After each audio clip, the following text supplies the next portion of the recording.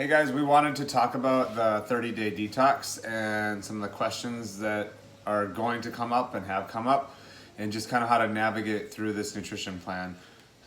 First things first is this is something that you could use for a longer period of time. If you struggle with eating vegetables, this is going to be very difficult for you. So like I like to tell people when we start this, we're adults, eat them. All right, figure out a way to make them taste good because they're good for you. Anyways, so Allie, you wanna? Yeah, so the way we have this detox set up is there's two different paths you can take. Okay, there's one where we've totally written out the meal plan for you. It's weight-based, so just weigh yourself on your home scale, figure out which plan works for you, and you need to read through all of the instructions. So everything in there is really explained pretty well. Go shopping from your grocery list. The recipes are at the bottom. I'd recommend printing them and keeping them handy in your kitchen. Yep. One thing that one that she's talking about is way simpler than the other one. So if this is your first time doing this, I recommend just going with the simplified meal plan where the numbers are just basically the same all the time. Whereas when we go into the detailed one, things get a little bit harder to kind of format, especially with building out your diet. It's important to make this easy. Something that's easy you'll be able to maintain longer.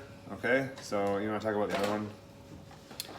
Yeah, the detailed plan, it starts with 2 flush days, and then you're going to move into moderate days, and all the recipes are at the very bottom. And then in the middle of them, you're going to have 2 more flush days. If you were following the meal plan with 90% accuracy, then you earn a cheat meal on day 14, 15, or 16. Now it's a cheat meal, not a cheat day, and it has to be right around 600 calories or less. I do think that you can, if you want to skip it, then skip it, because this throws people off. Yeah. So, but if there's something you've been craving, that's the time to do it. We'd recommend not doing anything super high in sugar or salt because you'll see an immediate weight gain from the water retention. Right. But you don't have to do this. It's just an option that's there for you. Okay, so how this is going to start. For the very first 2 weeks, we're going to do a sugar detox. So essentially you can't have any sugar for 2 weeks. This is super, super difficult for a lot of people, but I'm going to tell you it's very doable, okay? So there's sugar in a lot of food, so you got to be really careful on how you do this, all right? No sugar in your coffee, no added sugar in basically anything, all right? Fruit even contains sugar, fructose. So you got to be careful with that. We aren't allowing fruit. If you aren't going to go super detailed into this, a couple pieces of fruit isn't going to kill you, but if you want to do this the way we have it laid out, then you are not going to have any fruit or anything with sugar in it, okay? I would even avoid all artificial sweeteners. And the reason for that is artificial sweeteners, a lot of them still do spike insulin, and anytime you have an insulin spike, it's going to make you more hungry. So it kind of sends some signals to your brain like, hey, let's eat. So if you have sugar, it's just going to make it probably less bearable. Okay, a lot of people find that if they cut out the sweeteners, the fake sweeteners, that they actually have less cravings. Mm-hmm. I say also that this does have to be 100% sugar detox. So if you're like, well, I'll cut way back on sugar and I'll just have 1 piece a day, it doesn't affect you in the same way that it does if you were to just totally cut it out. 14 days, no sugar at all. So I would recommend it being pretty serious about it and going 14 days straight. Sugar it's like a drug. You will be addicted to it. So you'll find when you cut it out that you're feeling a lot like you cut out a drug, right? You have these cravings. You have, I don't know. You ever try to take candy away from a child? Yeah. So I do want to point out, they don't have a filter. We are not cutting out caffeine, so coffee is fine, tea is fine, and actually, believe it or not, some teas are, if you don't have a lot of sugar, some teas taste really sweet.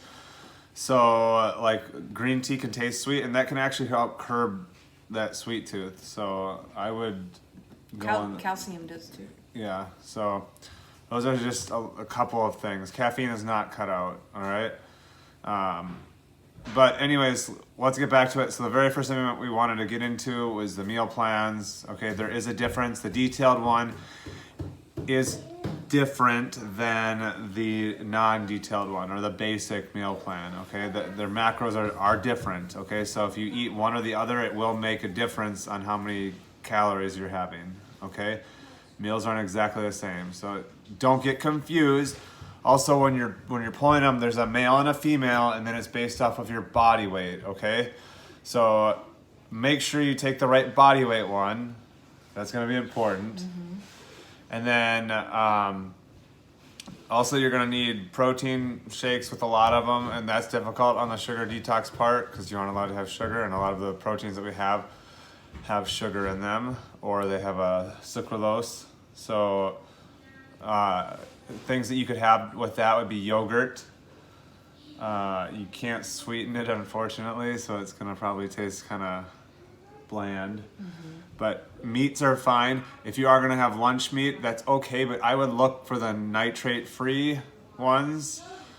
They're better for you, but just remember, lunch meat has a ton of sodium in it, so kind of be worried about how much of that you eat. Mm-hmm. Also, no matter which plan you're doing, you're going to need to up your water intake. So we're asking you to either double how much water you're currently drinking. Okay, so if you were to drink one of these a day, if that's all you drink right now, I'm not going to say drink a whole gallon of water. You're going to frickin' probably pee your pants, all right? Drink 2 of these for a week every single day. So fill it up twice and drink the whole thing. If you're okay with that, then increase it again and have 3 of these the next week, okay? So like incrementally increase rather than trying to water bog your body. One cool thing about drinking more water is your cells actually push the water out. So you may think, oh man, I'm gonna get bloated if I have more water, which is actually the opposite happens.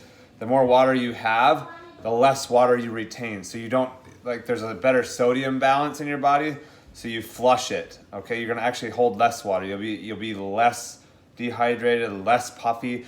Your skin will look better. Everything's gonna be better, okay? You basically need water to survive, right? So we're just asking you to double it. If you don't drink any water right now, then why don't we just start with, like 20 ounces?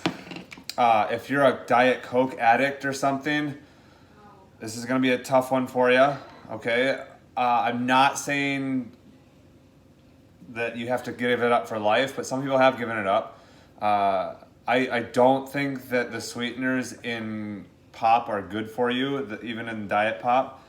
I think that they do the same thing to your blood sugar as normal sugar. Obviously there's less calories, but people still snack a ton. So if you can manage to pull that out, then I would substitute it with coffee or tea, okay?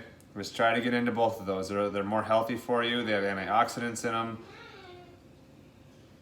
What else? We kind of went long-winded on this. All right, I think we're gonna end here, and we'll post some more videos because I don't want to give too much info out right now. But ask questions below. This will be a YouTube link, so we can kind of reuse it.